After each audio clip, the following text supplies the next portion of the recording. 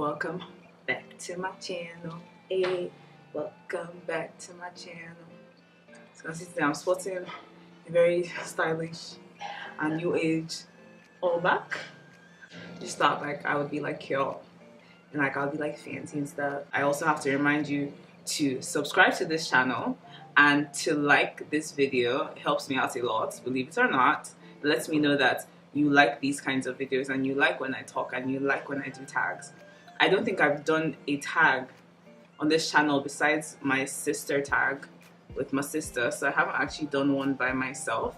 So today I am working on doing the 40 deep questions tag, which is basically a list of 40 deep questions that helps you get to know somebody instantly. So after I answer these questions, hopefully you guys will know what I stand for, you guys will know my thought process, how I make decisions and all that good stuff. So yeah, let's get into the video, shall we?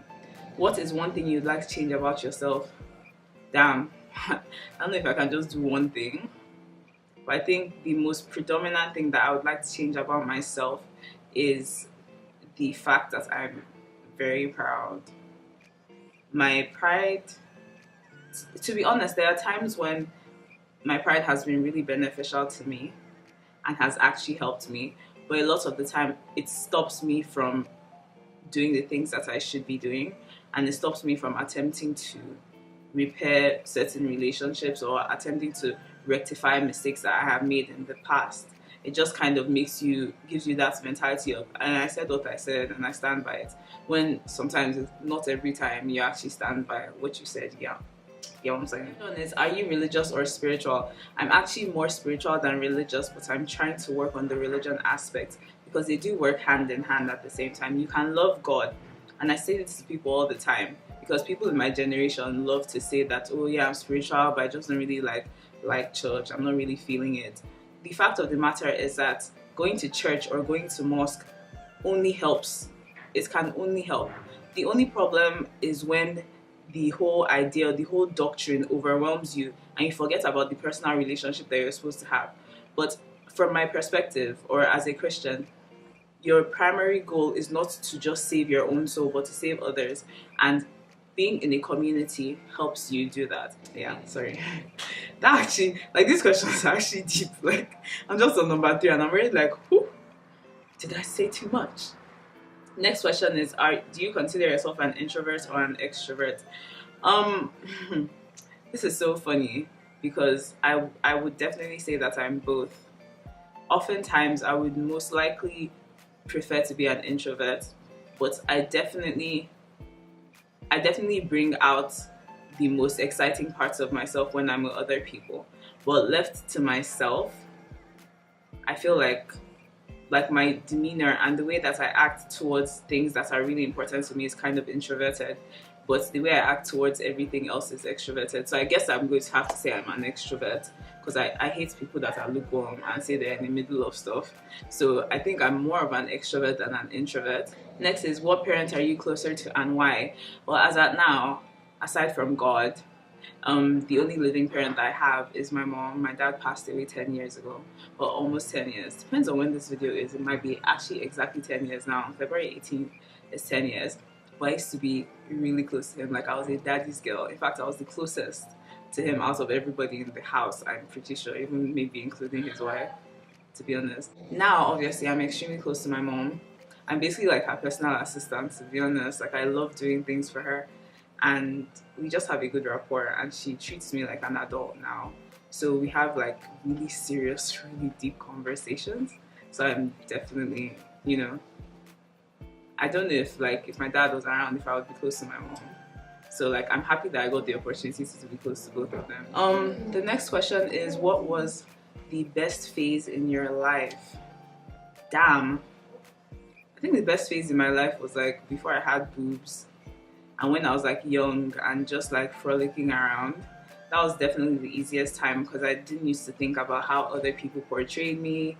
I didn't like boys like that or anything like that. Like, I had a crush, but like it was never that deep for me. And I was just living my life, wearing crop tops, wearing shorts, having my hair like all over the place. I was just like living my best life.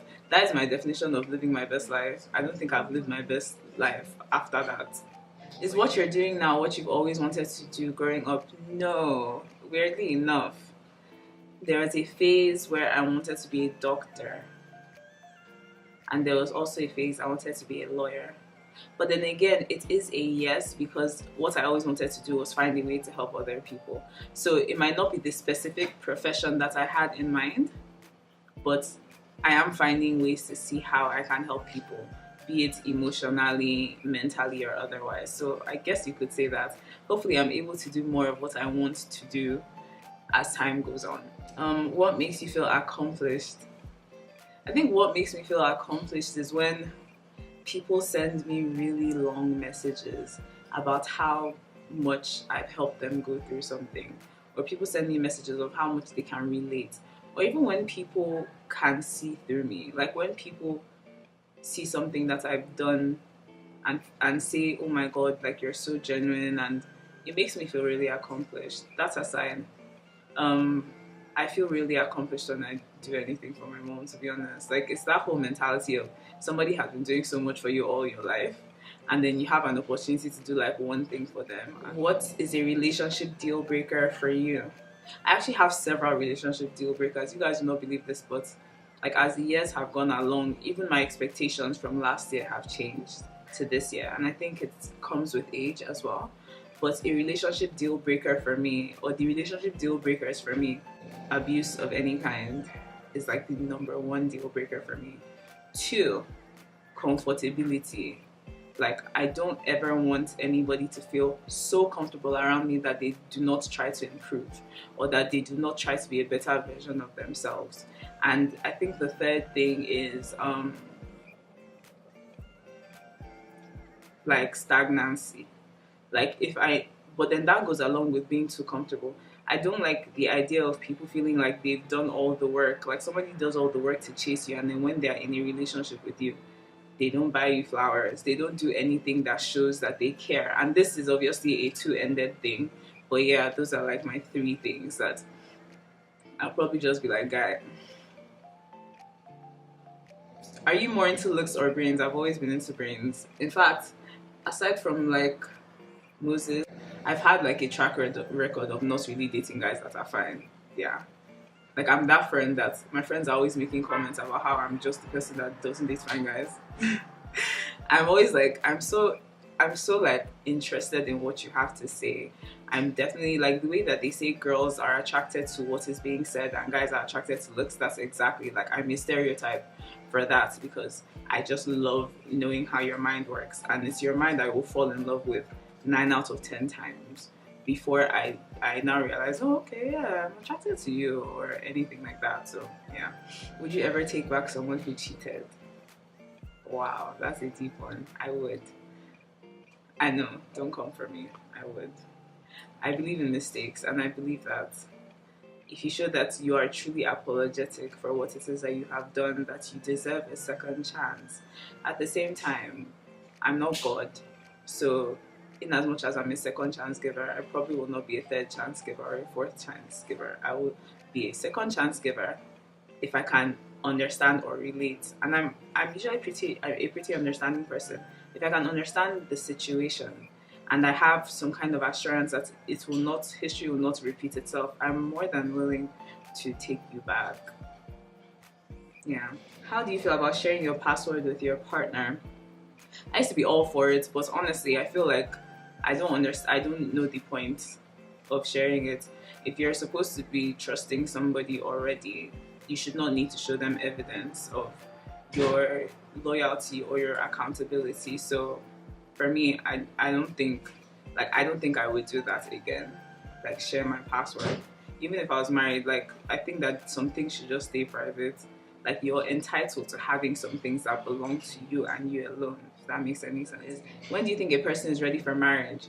When somebody has been seen to be mentally mature, emotionally mature, and financially mature, and spiritually mature, most especially spiritually mature, honestly.